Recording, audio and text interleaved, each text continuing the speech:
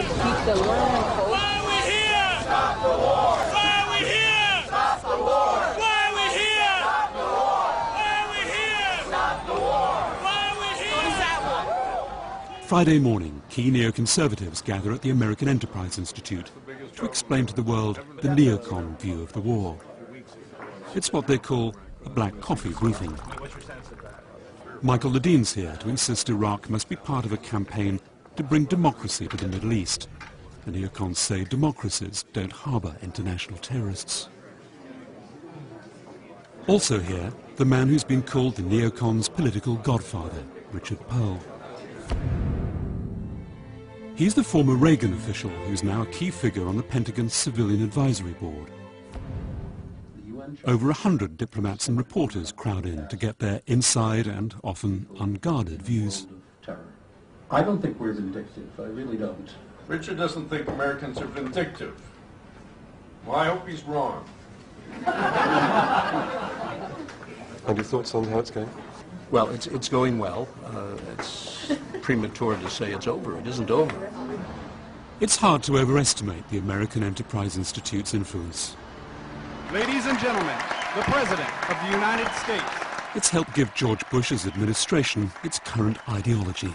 At the American Enterprise Institute, some of the finest minds in our nation are at work in some of the greatest challenges to our nation. You do such good work that my administration has borrowed 20 such minds. The President of the United States, on issue after issue, has reflected the thinking of neoconservatives. I think he comes at his view in his own way and through his own experience, but it happens to track very closely with the outlook of neoconservatives, especially since September 11. The neocon future is also being plotted 5 floors below the AEI in the offices of the Weekly Standard and its editor William Crystal. The dream of sorting out Saddam one way or another has haunted him for years. Okay, so you've got him over here.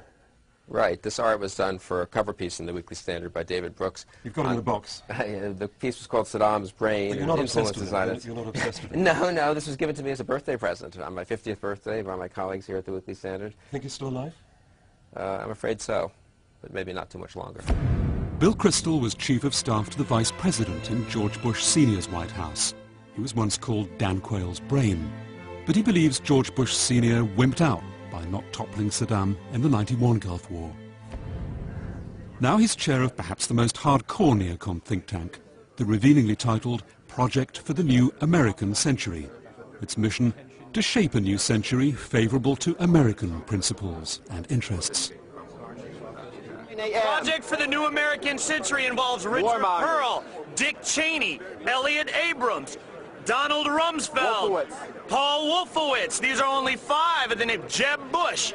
All these people, everybody knows about the Project for the New American Century. You're all going to go home and check it on the web, right? What it does is outline a doctrine for United States imperialism. Not even neo-imperialism, bona fide old-school imperialism. In 1998, the Project for the New American Century wrote to President Clinton, urging removing Saddam's regime from power. 18 people signed, half now in the administration, including Defense Secretary Donald Rumsfeld and his influential deputy, Paul Wolfowitz. Preemptive action, regime change, after 9/11, those neocon policies were just what George Bush was looking for. George Bush's current foreign policy is basically a neoconservative foreign policy, in the sense that he believes that American power is crucial to the promotion of liberty and democracy around the world. 9/11 was a huge wake-up call, reality impinged, and the President decided, in my view correctly, that to simply stand back and let things develop around the world was a recipe for more 9/11s, was a recipe for death and for tyranny prevailing, and that we had to be active in the world. The majority of the world opposes this war and is looking at the United States going, oh my God, how can they let it happen? How can this happen in our name? And it sits here and happens, but not in our name. Not in our name. Not in our name. Not in our name. Not in our name. Not in our name. Meet neoconservative Mehrav Wamser. She founded a charity that monitors the Arab press for anti-Semitic opinions. Her husband David is an advisor at the State Department, one of those mines the president borrowed from the AEI. She's part of a group of neocons who've been particularly influential post 9/11 because they specialize in the Middle East.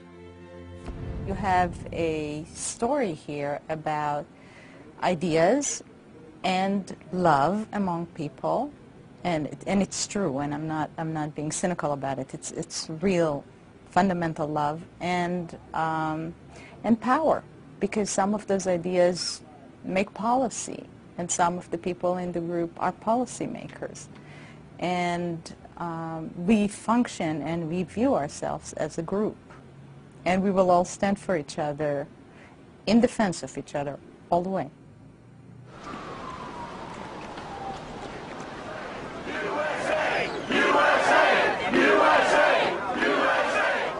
The people that are protesting against the war in Iraq, they really don't know what they're talking about.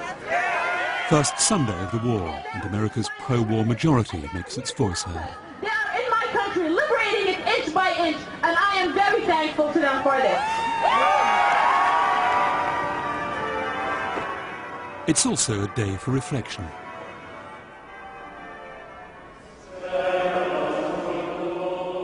Religion is important to the neoconservatives. It honors tradition, obedience, and makes you think about good and evil.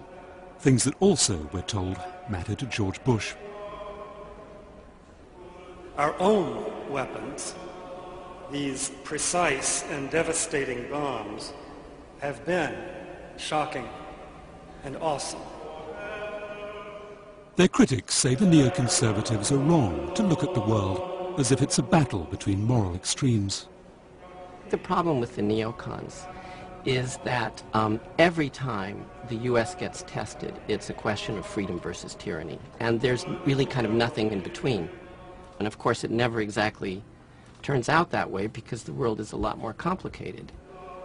But the neoconservative hawks say history shows there really is good and evil, especially the history of Europe in the last century.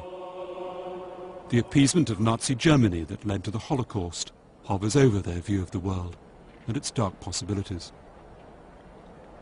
For those of us who are involved in foreign and defense policy today, my generation, the defining moment of our history was certainly the Holocaust. It was the destruction, the genocide of a whole people. And it was the failure to respond in a timely fashion to a threat that was clearly gathering. We don't want that to happen again. When we have the ability to stop totalitarian regimes, we should do so, because when we fail to do so, the results are catastrophic. 20th century Europe said never again, then failed to save the Muslims of Bosnia.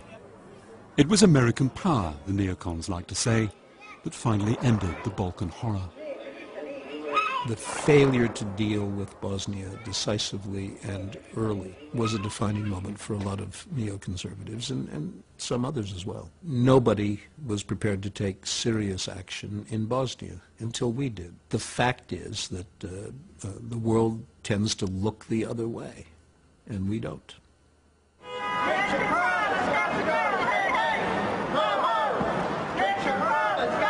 On 17th Street, the protesters are zeroing in on the neocons HQ. Inside, the American Enterprise Institute's latest black coffee briefing. Michael Ledeen, unapologetic about America's shock and awe tactics. But all the great scholars who have studied American character have come to the conclusion that we are a warlike people and that we love war.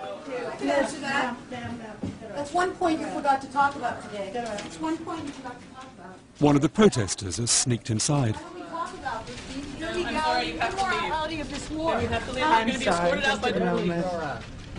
Talk about that. Well, I think she disagrees with our view on this. Yes, I know. No one would have imagined that the United States could and maybe should consider France and Germany to be strategic enemies. And yet they have behaved now for several months as if they were strategic enemies. Michael Ledeen raises the stakes, as does Pentagon advisor James Woolsey. And we are going to have to be involved for the next, I think, several decades in helping change the face of the Middle East. Mr. Pohl, there's been talk of these meetings as a kind of victory celebration. People are talking about Americans liking war. Are you worried about the tone of this? Are people getting a bit carried away here? I don't believe that's the tone of these discussions. I think what this may betray is some underlying sense that maybe we were right after all. By now, we'd picked up a recurrent theme of insider talk in Washington. Some leading neocons, people whisper, are strongly pro-Zionist and want to topple regimes in the Middle East to help Israel as well as the US. In Washington, this is a highly sensitive issue, one to take to Jim Loeb, veteran neocon watcher and long-standing opponent of anti-Semitism.